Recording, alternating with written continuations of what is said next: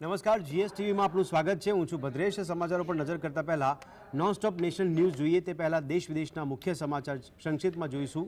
ગુજરાતની પ્રથમ AI anchor આસ્થા સાથે.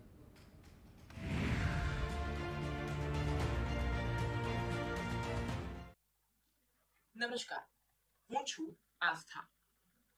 આજની મહત્વની ખબરો પર નજર કરીએ. દિલ્હીના સીએમ આતિશીએ સીએમ આવાસ પર મુખ્યમંત્રી પદનો ચાર્જ સંભાળતા આરોપ પ્રત્યારોપનો દોર શરૂ થયો છે.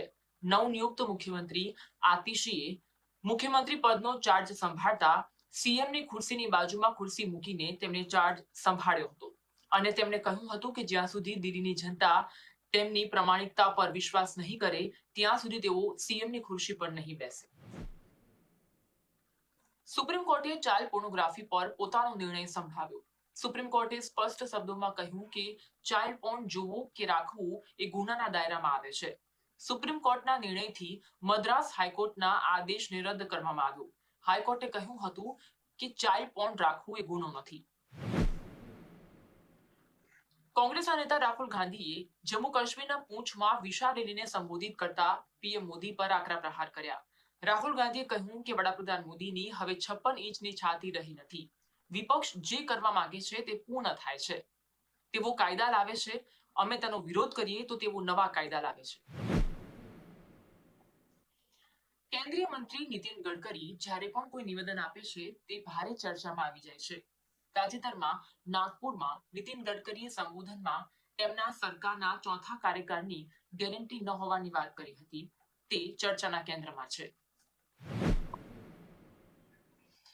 ઉત્તર પ્રદેશમાં એક સરકારી કાર્યક્રમ દરમિયાન કેન્દ્રીય અને રાજ્ય મંત્રી મંચ પર ઝઘડી પડ્યા હતા, જેનો વિડીયો વાયરલ થયો છે.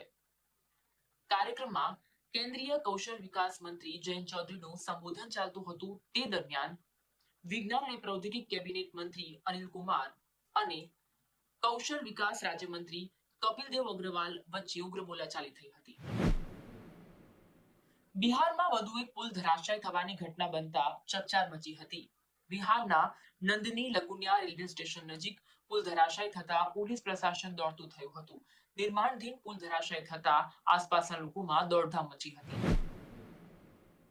નોઈડાના સેક્ટર 18 સ્થિત ગાર્ડન ગેલેરિયા મોલમાં પાર્કિંગને લઈને વિવાદ થયો હતો.